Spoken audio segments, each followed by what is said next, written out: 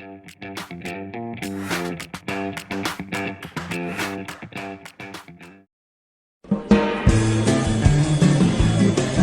everyone, and welcome to English Pod. My name is Marco. My name is Catherine, and today we have a very technical, very advanced lesson for you. This is all about one of my favorite subjects. That's right. We're going to talk about music, but specifically, we're going to talk about the piano and learning how to play the piano. So we're going to talk about very specific vocab related to this instrument. Right. So piano and playing music, not listening to music. Right. So we're going to hear a lot of interesting words and phrases here. Some of them actually come from foreign languages like Italian. So listen up. We'll be back in a moment. And when we come back, we'll be talking about what these words and phrases mean.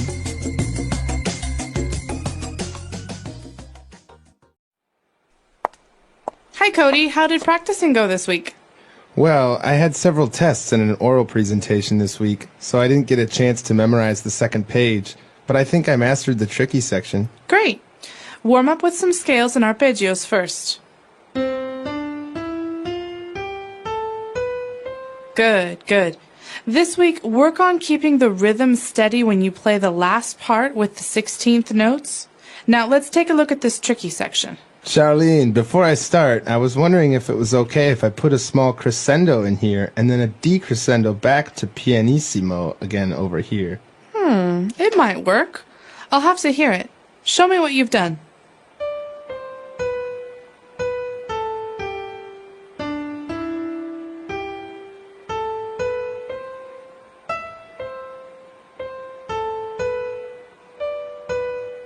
Not bad.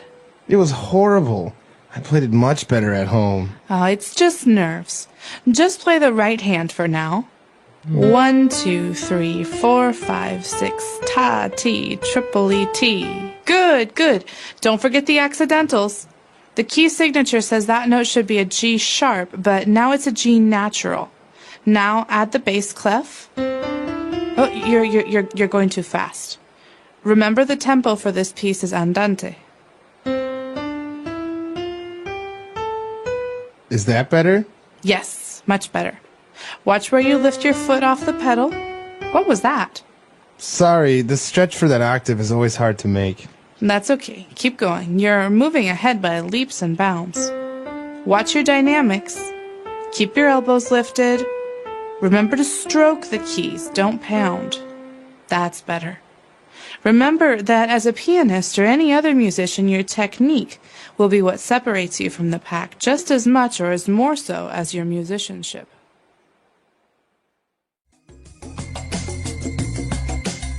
All right, we're back. So you probably noticed that there are a lot of ways to describe certain aspects of playing the piano. They talked about scales and all that stuff. So why don't we take a deeper look at this vocab in Language Takeaway Part 1.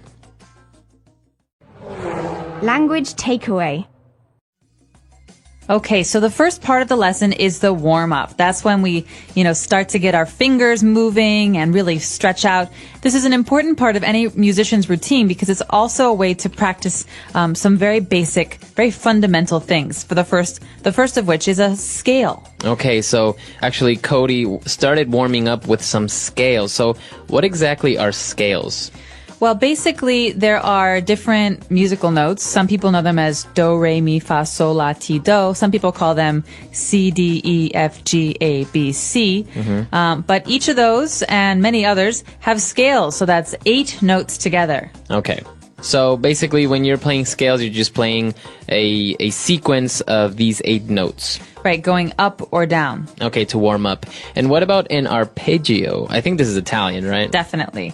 Arpeggio is another kind of warm-up where you're not playing every single note, you're playing some notes in a scale. All right, so da-da-da-da-da-da-da. Okay. That's an arpeggio. Okay, very good. So, and as you said, these are usually for warm-ups, right? Yeah, they're also very important because they come into play later when you're talking about the key that a song or a piece of music is in. So this helps you memorize the key that some music is in. Okay, very good. So I think related to this is the rhythm of the piece that you're playing. That's right. So rhythm is really important. Some people can even say, he's got rhythm or they have rhythm. It's a way to describe the beat of a kind of music. So sometimes it has to do with how fast or how slow something is. Other times it has to do with the way that the notes work together. For example, a steady beat would be 1, 2, 3, 4, 1, 2, 3, 4. This is a complicated beat. It goes ta, ti, tripoli, ta, ti, tripoli. So this is a very difficult kind of rhythm. Okay, so the rhythm is just it gives you the how fast, how slow it is, and I guess if you can take a look at notes and you can play it in many different rhythms, but not necessarily they're going to sound correct. Right. And actually, it's interesting. In English, we also have a group of instruments that are called rhythm instruments. So this would be like the drums. Okay, so it gives the beat. Yes. Very good. And, well, moving on, I think some other Italian words popped up in here when they talked about crescendo and decrescendo. Right. So crescendo is when something becomes louder. So I can make a crescendo, right? But a decrescendo, de in Italian, just like in English, means it's the opposite. So it means it's getting really softer. Okay. And what about pianissimo? Pianissimo is basically an indication. It also comes from Italian. It's an indication that a player, a musician, should play something very, very, very quietly. Okay. It's almost like a whisper. Okay, so all these three words have to do with the volume of, or how loud or not so loud you play the instrument. That's right. Okay, very good. And well, moving on now, we talk about accidentals. Okay, this is important. Remember earlier we were talking about scales. Well, for example, the G scale has one sharp. So that's an F sharp. So if I'm playing it on the piano, there are 7 white keys and 1 black key. Okay, so actually here they mention G sharp and then something like G natural. All this, just like for everyone that's out there, is complete Chinese to me. I have no idea what this is all about. So you have the accidentals and G sharp, and you're describing something about sharpness with accidentals. That's right. So basically, if you look at a piano, you have white keys. Right. Those are naturals. They don't have a sharp or a flat. Okay. The sharps and flats are actually played on the black keys. Usually, it's a half step from a normal note. So G, it's a half step. Okay. We're talking about different keys. So if something is in the key of G, and all of you music people know what this is, key of G, there's one accidental. What's the accidental? It's always F sharp. And so an accidental means a sharp or a flat in that key. Okay, and when we talk about sharps on the piano, they're basically the black keys. Yes, well, sharps and flats can both be black keys. Okay, very good. And, well, apart from accidentals and G sharp, G natural, the teacher also talked about a bass clef. Okay, this is important for people who play lower instruments like the bass, the upright bass, that big one, or people who play the piano, obviously. This represents a way of writing the lower notes. Okay. Okay, so you see the lines, those 5 lines on paper, and people write the notes.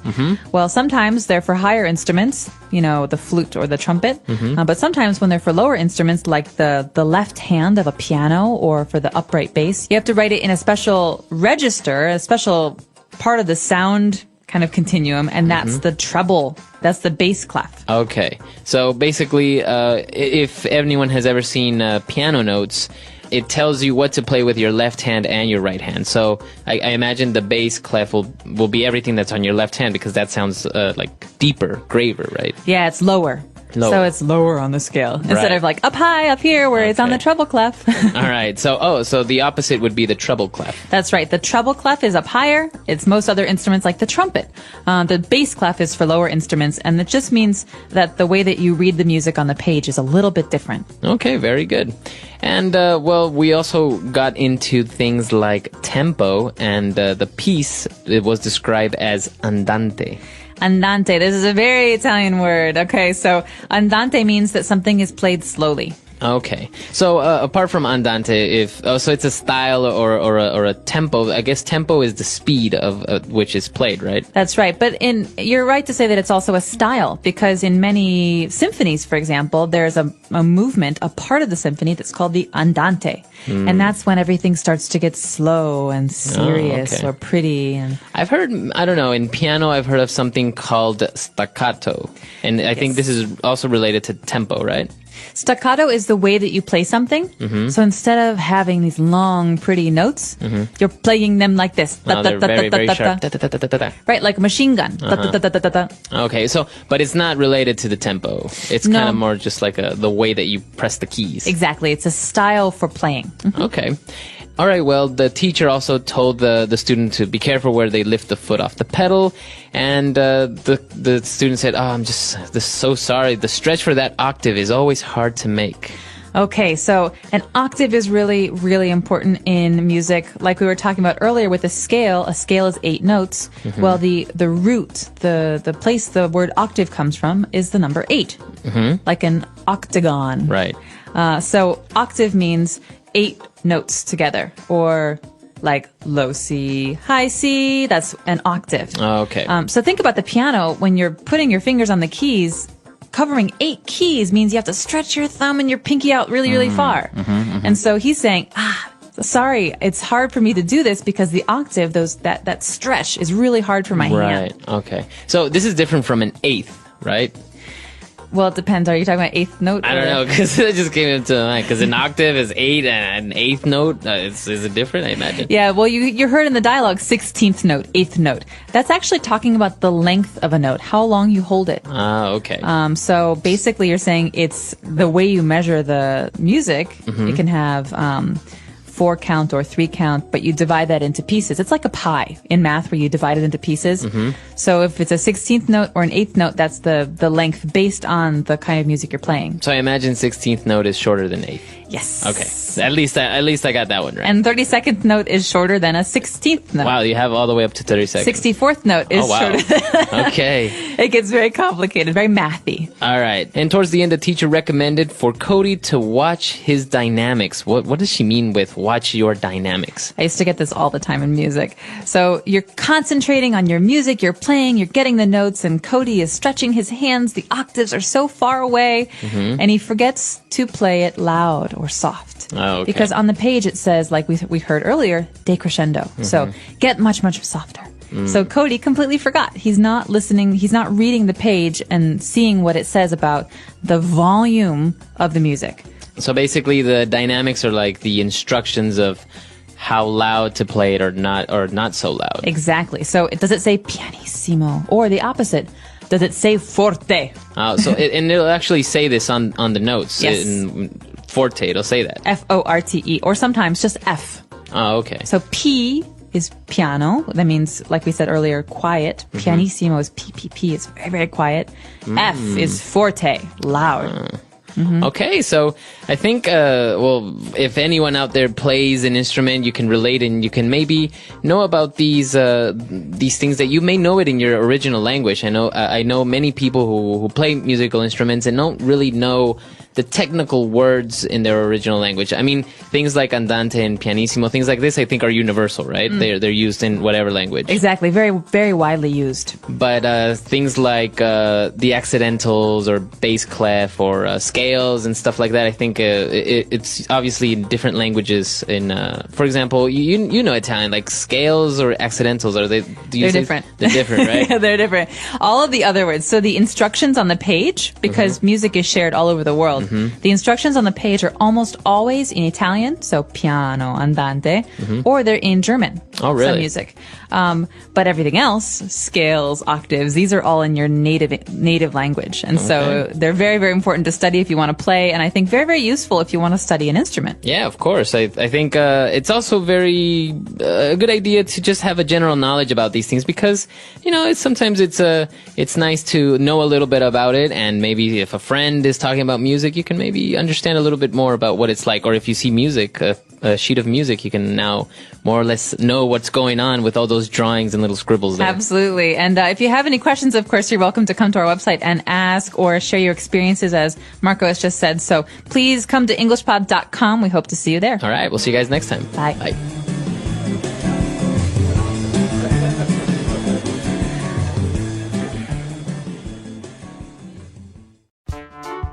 The English Pod Audio Review. Listen to the meaning, then say the vocabulary word. Requiring skill or caution. Tricky. A series of musical notes. Scale. The speed at which a musical piece is played. Tempo. Very quickly. By leaps and bounds. The skill of performing music. Musicianship. A specific musical tone. Note. Changes in how loudly a piece of music is played. Dynamics. A button to press with fingers to produce sounds. Key. Let's try that faster. Changes in how loudly a piece of music is played. Dynamics. Requiring skill or caution. Tricky. The speed at which a musical piece is played. Tempo. Very quickly. By leaps and bounds. A series of musical notes. Scale. A button to press with fingers to produce sounds. Key. The skill of performing music. Musicianship. A specific musical tone. Note. Now say the word and hear it in a sentence. Note.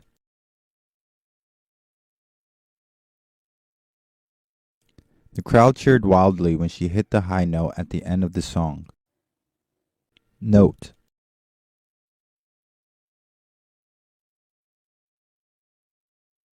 This tune represents a fluttering butterfly, so the note should be played lightly and fluidly. Note.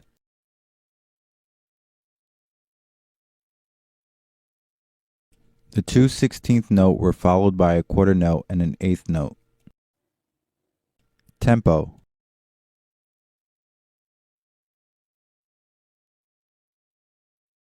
As soon as the band picked up the tempo, several groups of people began dancing on the dance floor. Tempo.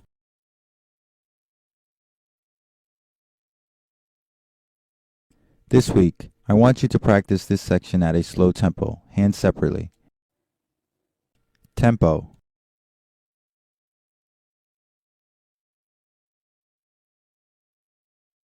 There are no markings indicating the tempo in this piece, but I think it sounds best when played andante. By leaps and bounds.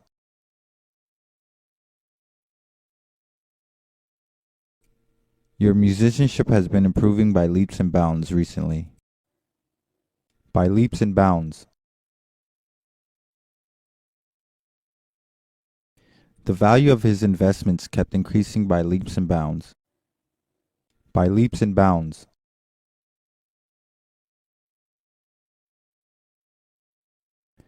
The construction work on the new apartment complex was advancing by leaps and bounds. Dynamics.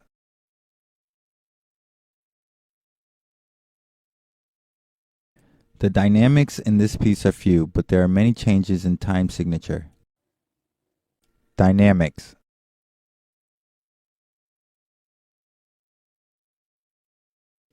Watch out for the dynamics and remember to get softer here and louder in this section. Dynamics.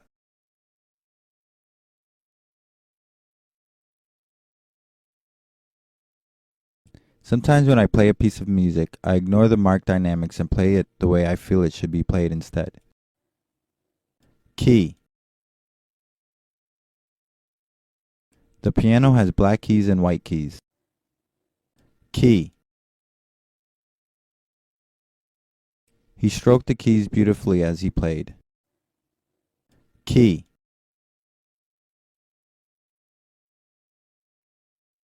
The child giggled at the sound that was made when he pressed down on the piano keys. Hello everyone and welcome back to English Pod. My name is Marco. And my name is Catherine, and today we have a cold lesson. That's right. It's the winter season, and of course it gets cold in a lot of different places around the world, and so we're going to talk about heating. Okay, this is very important, but before we do get started, we have a very important word to preview in vocabulary preview. Vocabulary preview. All right, so we're going to preview the word freezing. It is freezing today, by the way, so this is very appropriate. Freezing means very, very, very cold. Okay, it is freezing. Okay, so it's very cold. It's freezing today. It's so cold, in fact, you can't have water outside because the water will become ice. It will freeze. Okay, great word. So let's listen to our dialogue for the very first time. It's freezing in here. Can I turn up the heat?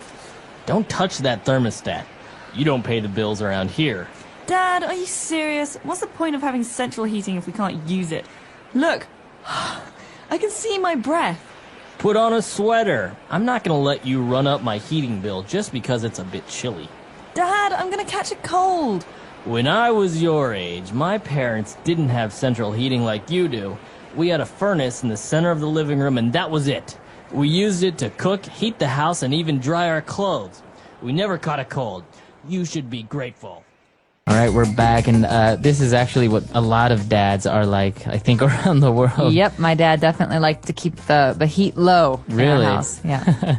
All right, so we'll talk about that a little bit later, but let's take a look at some 4 words on language takeaway today. Language takeaway. Well, this first word is important for anyone who has a home with heating. It's called a thermostat. All right, a thermostat. What is a thermostat? A thermostat is a dial or a device. device on the wall that tells you how hot or how cold the house is. It's like a thermometer for your house. Okay, so you can move the thermostat, the temperature, to make the house warmer or colder, right? Right. So if it says it's 20 degrees and I think that's too cold, I can turn the thermostat up to 23 degrees. All right. And, very much related to a thermostat and what this device does is our next word, central heating. Right. So if you have central heating, you have a thermostat. That's the way to control the heat. And central heating means that you have one heater for the whole house. And so the air comes into all the different rooms. So not many places in China have this, but for example, in the United States and Canada, it is very common. Okay, so your house or your apartment building will have central heating, and then you can control how cold or warm the house is with thermostats. Exactly. Very good. And well, our next word is related to temperature, and it's chilly. Chilly. Okay, so there's a big difference between chilly and freezing. Freezing means very, very, very cold. Chilly means a little cold. Right. So it's a little cold. It's a bit chilly. Right, so it's a bit chilly today. I'm going to wear a hat. Okay, if it's freezing, I'm going to wear a hat and mittens And and a coat. scarf and coat and boots. All right. So if it's a bit chilly, it's not very cold. And well, moving on, the dad mentioned about him having a furnace when he was young. That's right. The dad had a furnace in his house, and a furnace is a way to heat your house. It's like a stove. So yeah, just consider it like a big oven, right? Maybe you've seen it in the old movies where you would have to throw firewood into the furnace to make it heat up the house. Exactly. And so this is very common in older homes and not very common in apartments. Right. And well, that's all the words we have for language takeaway today. Why don't we listen to this chilly dialogue again? It's freezing in here. Can I turn up the heat? Don't touch that thermostat. You don't pay the bills around here. Dad, are you serious? What's the point of having central heating if we can't use it? Look, I can see my breath. Put on a sweater. I'm not gonna let you run up my heating bill just because it's a bit chilly. Dad, I'm gonna catch a cold.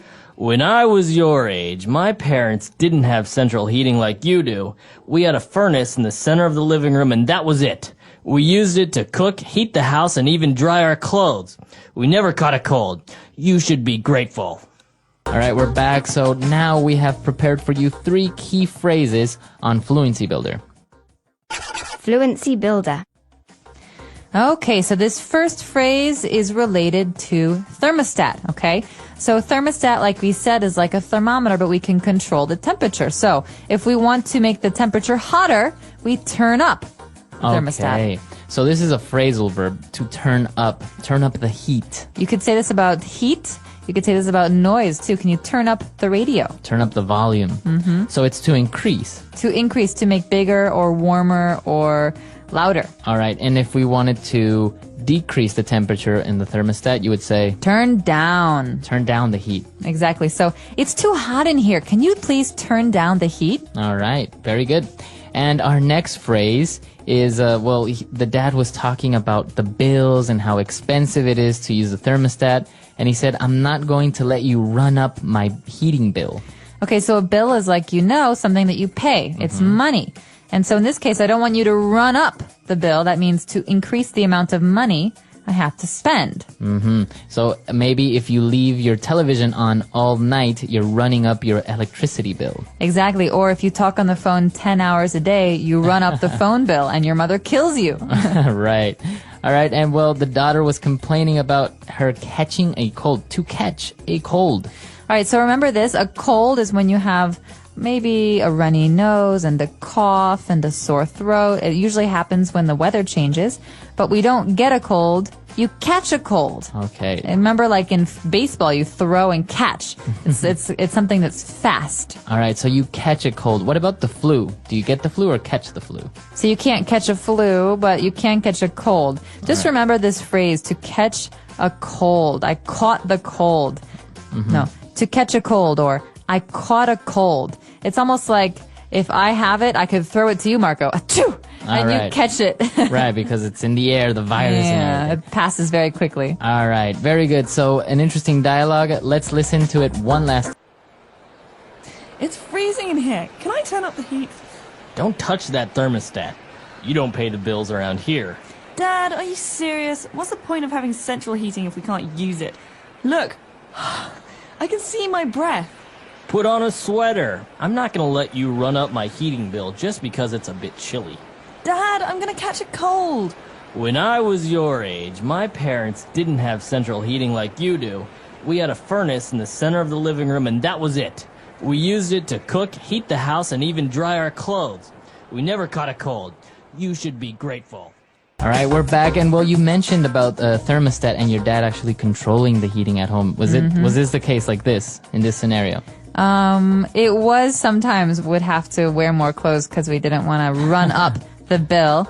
But we had a special situation in my house because I'm from Chicago and it's very cold in the winters in Chicago, but we had a fireplace. Okay, so even if it was very cold, we always had firewood and we could put on the fire in the fireplace to keep warm. So everyone would stay in the living room and read and listen to music and just, relax. Now, I heard that because, when you're burning wood, it causes some pollution. In some cities, it's banned, right, to actually turn on to have a fireplace. That's right. Mm-hmm. Yeah. So, but in Chicago, you can still do it. Absolutely. And in most of the states, you can.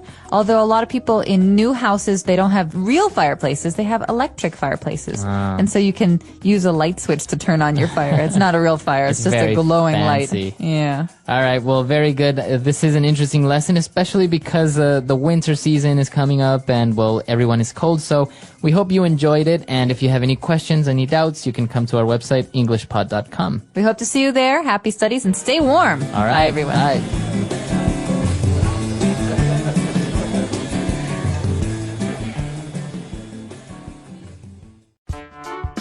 The English Pod Audio Review. Listen to the meaning, then say the vocabulary word. Acquire bills or debts. Run up.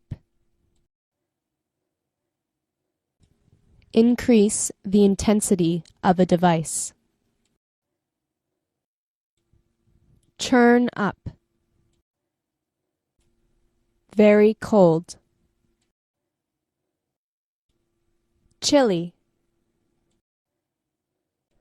Become infected with a cold. Catch a cold. Thankful. Grateful. Let's try that faster. Acquire bills or debts. Run up. Increase the intensity of a device. Churn up. Thankful. Grateful. Become infected with a cold. Catch a cold. Very cold. Chilly. Now say the word and hear it in a sentence. Run up.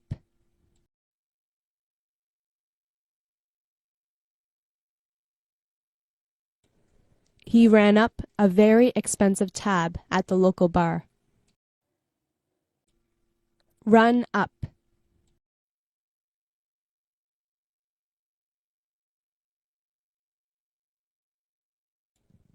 The new heating system they installed ran up their electric bill.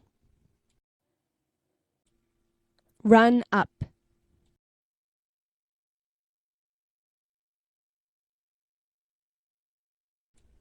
They were running up huge bills with his new spending habits.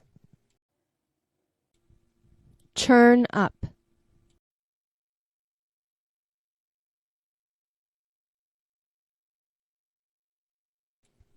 Honey, could you please turn up the heat? It's freezing in here. Churn up.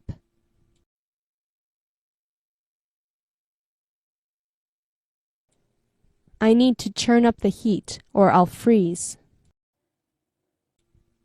Churn up.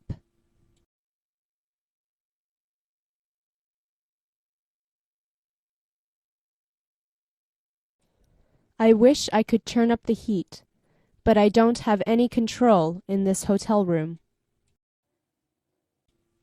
Chilly.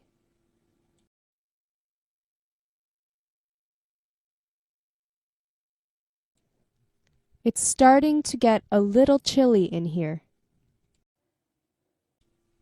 Chilly.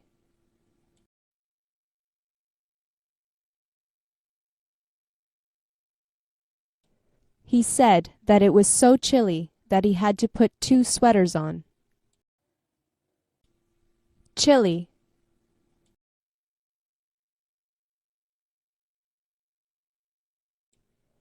It is very chilly in this room.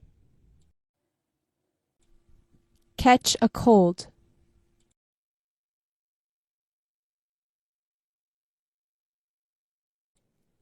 You will catch a cold if you don't put a sweater on.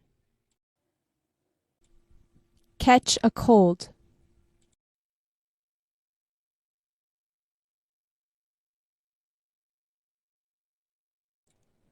My friend Amy caught the flu and had to stay home for a week. Catch a cold.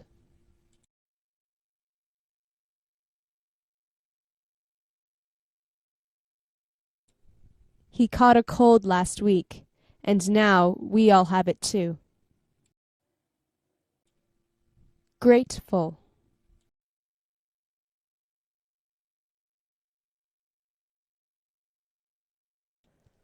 I am so grateful that the police came just in time. Grateful.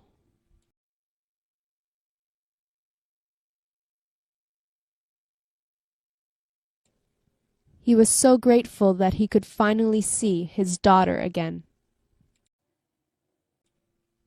Grateful.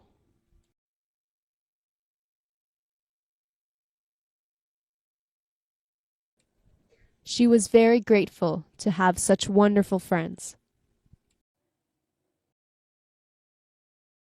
Hello, everyone. Welcome back to English Pod. My name is Marco. And I'm Erica. And where are we going today, Erica? To the pharmacy. All right, to the pharmacy or drugstore? Yes, Or also in British English, sometimes people will say the chemist. that's right. So as you know, at the pharmacy you get medicine, but there are certain vocabulary words that are related to this place that we need to learn. That's right. So we're going to learn some vocabulary about medicine and also some interesting phrases. So before we listen to the dialogue, let's take a look at vocabulary preview. Vocabulary preview. We're going to look at 2 words today that you'll hear in the dialogue. And the first one, milligrams. Milligrams. Milligrams. Also, the abbreviation for this is mg. That's right. Okay, so a milligram is 1/100th of a gram. So there are 100 milligrams in a gram. exactly, and it's very common to be used with medicine, right? Exactly. You buy medicine in milligrams. Mm-hmm. Okay, and what's our next word? Price check. A price check. A price check. Okay, so at the pharmacy or at the supermarket, sometimes the cashier will ask for a price check. And that is the action of checking to find out the price. Okay, so a price check. With this, I think we're ready now to listen to our dialogue for the first time. And let's see what our shopper is buying at the pharmacy.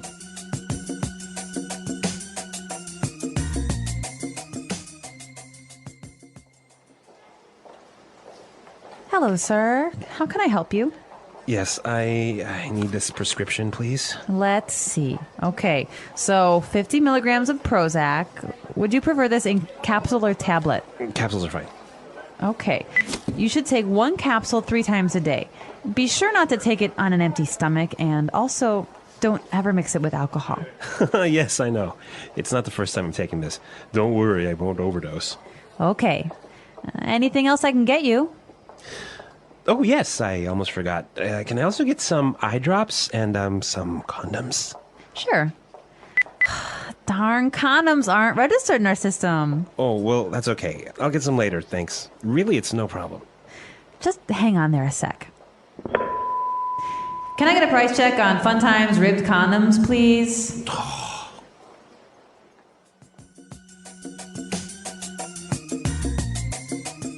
Oh no, how embarrassing.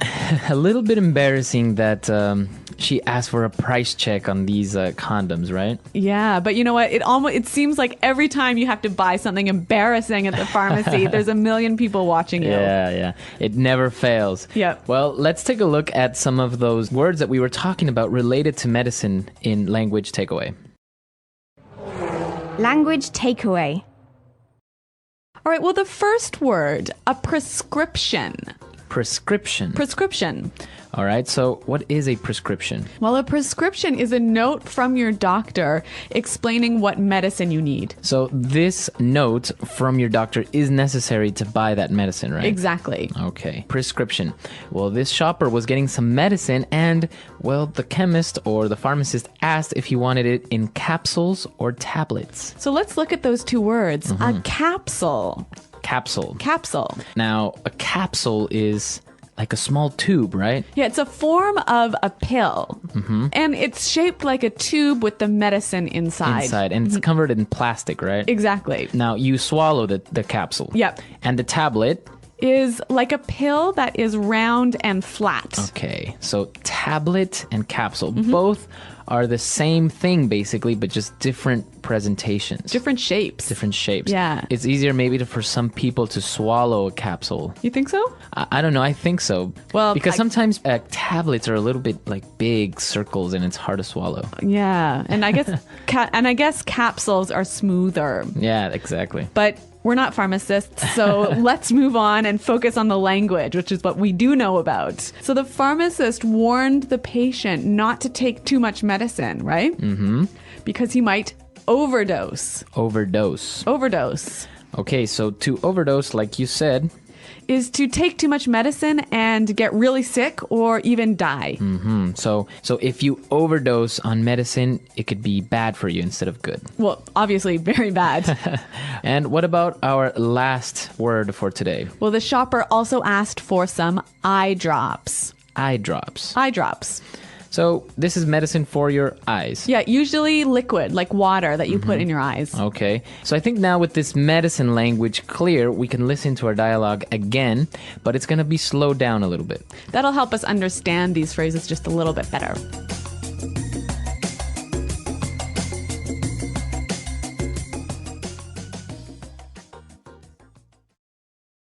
Hello, sir. How can I help you? Yes, I need this prescription, please. Let's see. Okay, so 50 milligrams of Prozac. Would you prefer this in capsule or tablet? Capsules are fine. Okay, you should take one capsule 3 times a day. Be sure not to take it on an empty stomach. And also, don't ever mix it with alcohol. Yes, I know. It's not the first time I'm taking this. Don't worry. I won't overdose. Okay. Anything else I can get you? Oh, yes. I almost forgot. Can I get some eye drops and, some condoms? Sure. Darn condoms aren't registered in our system. Oh, well, that's okay. I'll get some later, thanks. Really, it's no problem. Just hang on there a sec. Can I get a price check on Fun Times ribbed condoms, please?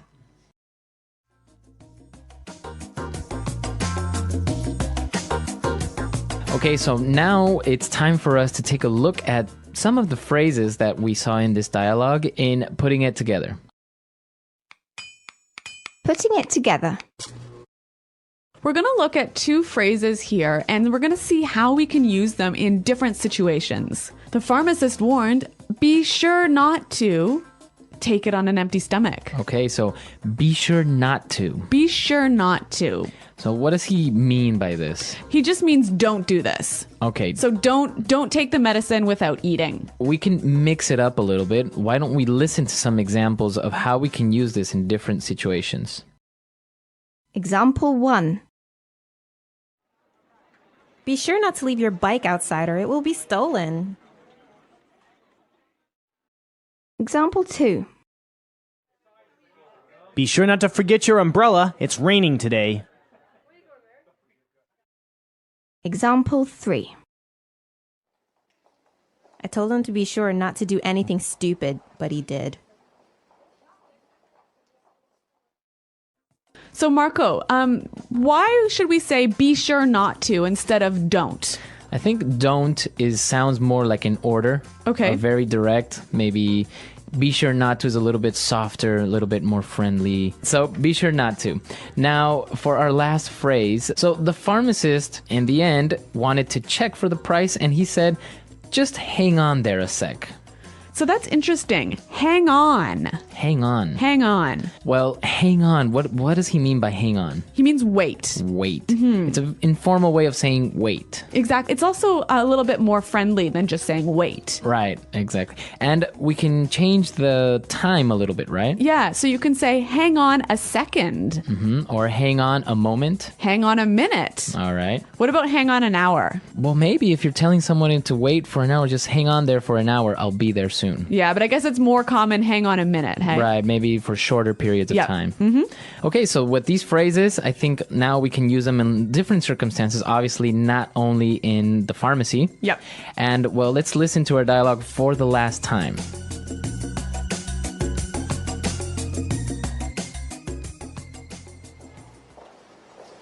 Hello, sir. How can I help you? Yes, I need this prescription, please. Let's see. Okay, so 50 milligrams of Prozac. Would you prefer this in capsule or tablet? Capsules are fine. Okay. You should take one capsule 3 times a day. Be sure not to take it on an empty stomach, and also don't ever mix it with alcohol. Yes, I know. It's not the first time I'm taking this. Don't worry, I won't overdose. Okay. Anything else I can get you? Oh, yes, I almost forgot. Can I also get some eye drops and some condoms? Sure. Darn condoms aren't registered in our system. Oh, well, that's okay. I'll get some later, thanks. Really, it's no problem. Just hang on there a sec. Can I get a price check on Fun Times ribbed condoms, please?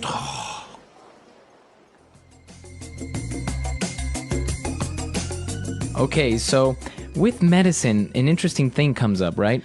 That's right. A lot of people think that you eat medicine. Okay, or drink medicine? Yeah, but in English, you always take medicine. Always take medicine. Yeah, so you never can say, oh, I ate my medicine yesterday. It always has to be, I took my medicine. Okay, so you take the capsules. Exactly, or take the tablets. All right. So you take medicine. Now, an interesting thing in the United States, for example, it's very hard to get medicine without a prescription.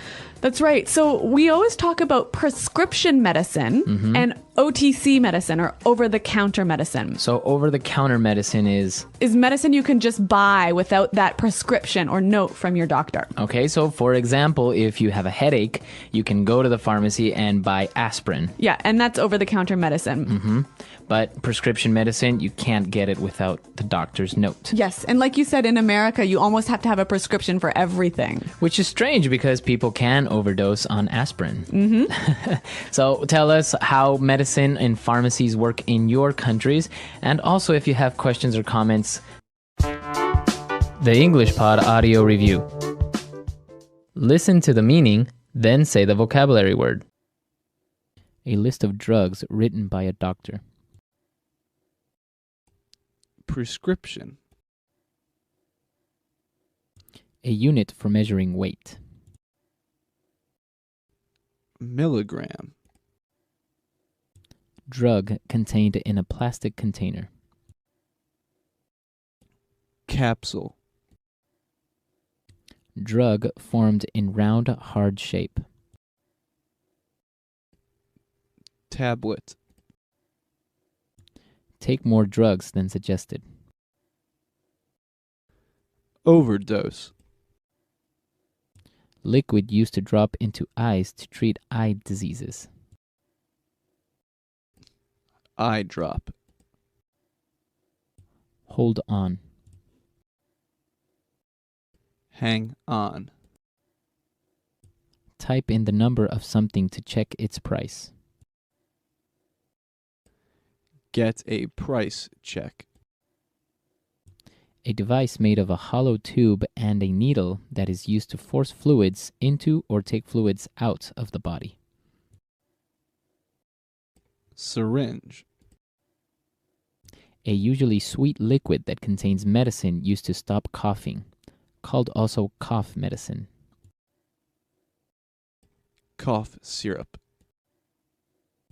A covering, such as a strip of cloth, that protects or supports part of the body that has been hurt. Bandage. A liquid that is used to make things lighter in color or to kill bacteria. Hydrogen peroxide. A smooth substance that is rubbed on the skin to help heal a wound or to reduce pain or discomfort. Ointment. Let's try that faster.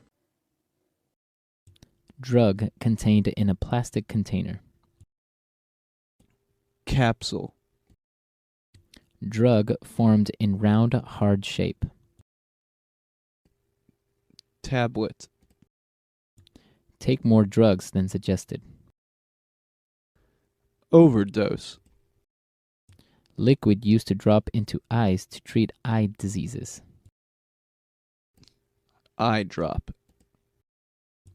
A device made of a hollow tube and a needle that is used to force fluids into or take fluids out of the body. Syringe.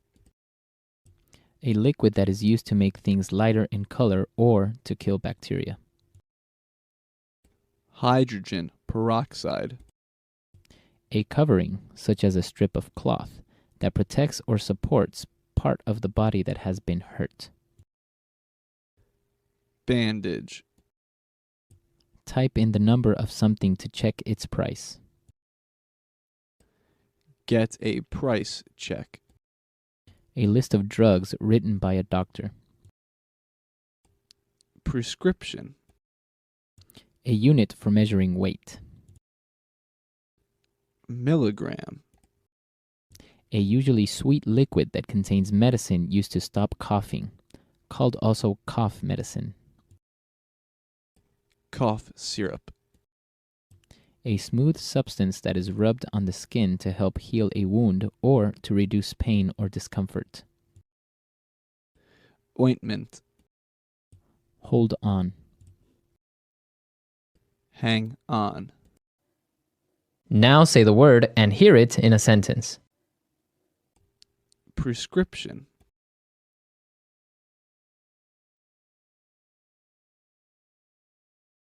In order to buy medicine in the US, you need to bring your doctor's prescription. Prescription.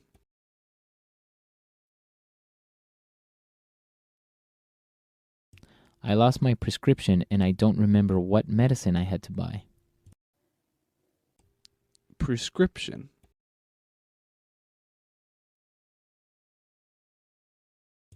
Valium is medicine that you can only buy with a prescription. Tablet.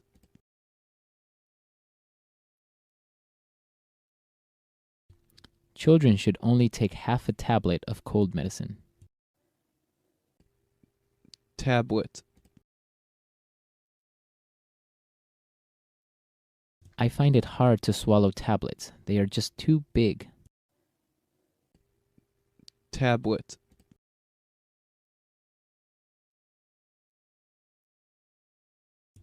I had a box full of medicine tablets, but I don't know where I left it. Overdose.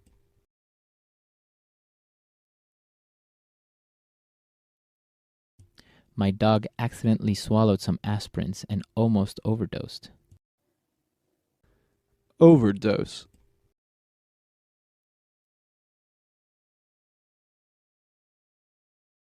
A lot of famous movie stars have accidentally overdosed on drugs and died. Overdose.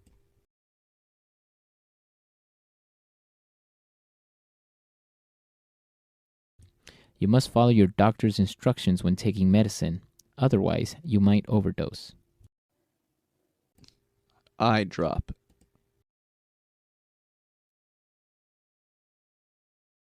Your eyes are really red. You should get some eye drops. Eye drop.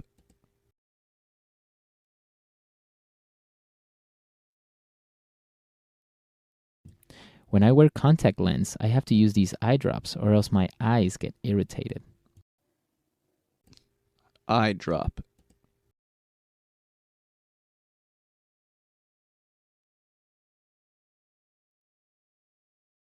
Susan got pink eye, so her doctor prescribed some eye drops and told her not to touch her eyes.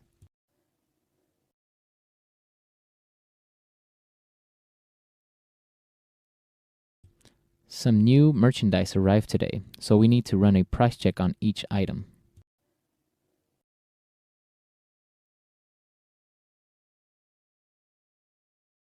This item doesn't have a price on it. Can you run a price check to make sure we sell it here?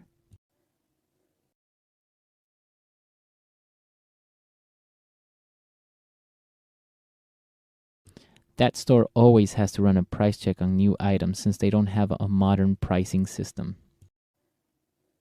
The English Pod Audio Review.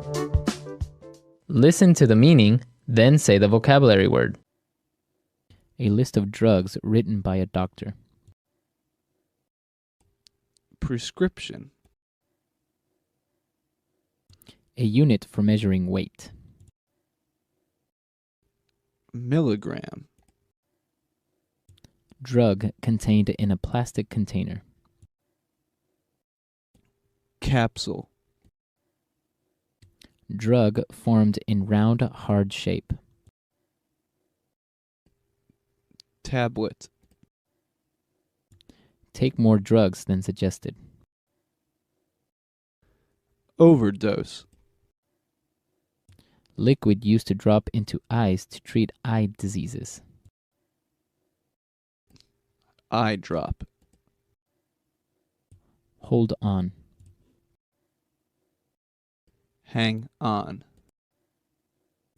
Type in the number of something to check its price. Get a price check. A device made of a hollow tube and a needle that is used to force fluids into or take fluids out of the body. Syringe. A usually sweet liquid that contains medicine used to stop coughing, called also cough medicine. Cough syrup. A covering, such as a strip of cloth, that protects or supports part of the body that has been hurt. Bandage. A liquid that is used to make things lighter in color or to kill bacteria.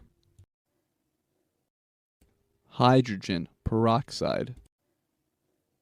A smooth substance that is rubbed on the skin to help heal a wound or to reduce pain or discomfort. Ointment. Let's try that faster. Drug contained in a plastic container. Capsule. Drug formed in round, hard shape. Tablet. Take more drugs than suggested. Overdose. Liquid used to drop into eyes to treat eye diseases. Eye drop. A device made of a hollow tube and a needle that is used to force fluids into or take fluids out of the body. Syringe. A liquid that is used to make things lighter in color or to kill bacteria.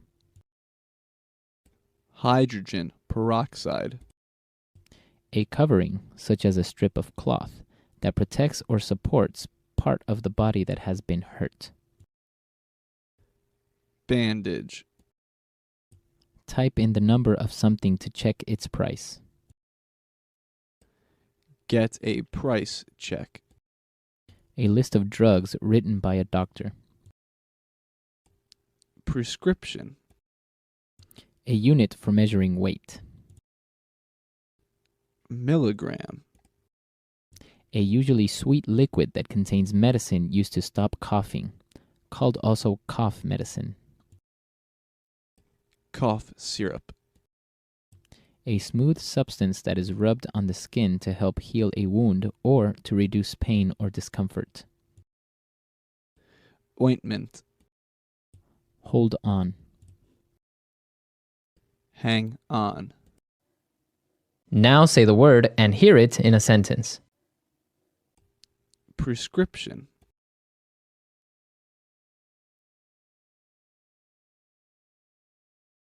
In order to buy medicine in the U.S., you need to bring your doctor's prescription.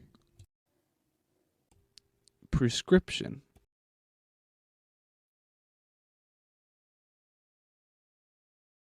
I lost my prescription and I don't remember what medicine I had to buy.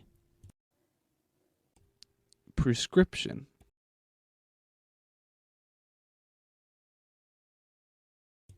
Valium is medicine that you can only buy with a prescription. Tablet.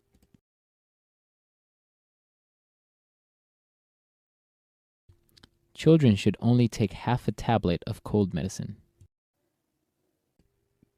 Tablet. I find it hard to swallow tablets. They are just too big. Tablet.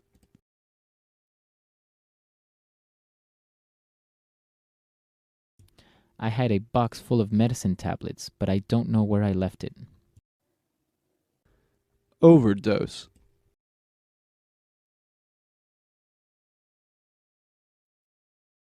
My dog accidentally swallowed some aspirins and almost overdosed.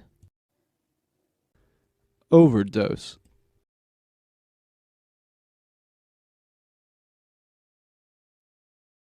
A lot of famous movie stars have accidentally overdosed on drugs and died.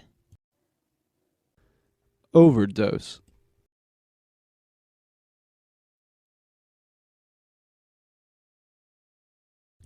You must follow your doctor's instructions when taking medicine. Otherwise, you might overdose. Eye drop.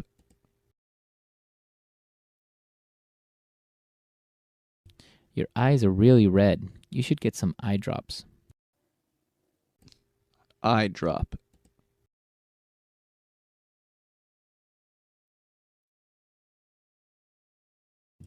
When I wear contact lens, I have to use these eye drops or else my eyes get irritated. Eye drop.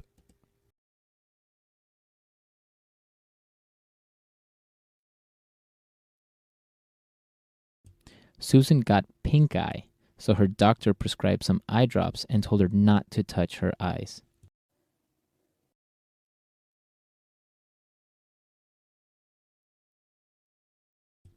Some new merchandise arrived today, so we need to run a price check on each item.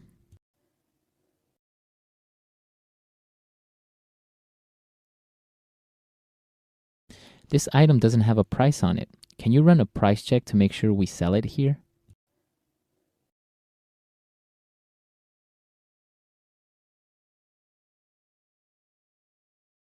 That store always has to run a price check on new items since they don't have a modern pricing system.